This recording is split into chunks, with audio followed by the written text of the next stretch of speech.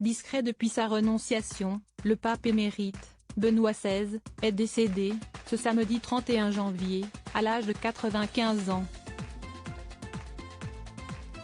Ses funérailles sont prévues le jeudi 5 janvier place Saint-Pierre au Vatican, a annoncé le directeur du service de presse du Saint-Siège.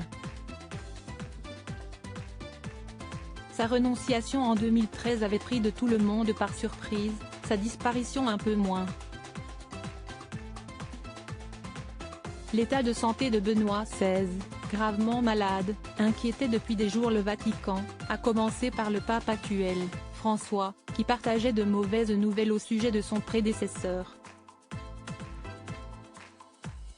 Ce samedi 31 décembre, Joseph Aloysius Ratzinger, de son vrai nom, s'est éteint à l'âge de 95 ans.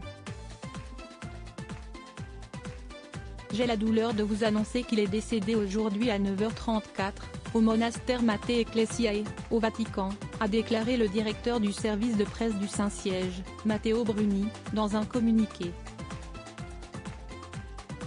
Cette nouvelle a suscité de nombreuses réactions partout dans le monde, Emmanuel Macron saluant notamment les efforts de l'originaire de Bavière en faveur d'un monde plus fraternel. S'exprimant avec difficulté, Benoît XVI apparaissait de plus en plus fragile ces derniers mois, se déplaçant en chaise roulante. Mais il continuait néanmoins de recevoir des visiteurs, certains clichés publiés sur les réseaux sociaux montrant un homme frêle et visiblement affaibli. Un contexte inédit, son corps sera exposé à partir du lundi 2 janvier dans le cadre solennel de la basilique Saint-Pierre afin de permettre aux fidèles de le saluer. Puis auront lieu ses funérailles, le 5 janvier, à 9h30 heure locale, place Saint-Pierre au Vatican, comme l'a annoncé le directeur du service de presse du Saint-Siège, peu après sa disparition.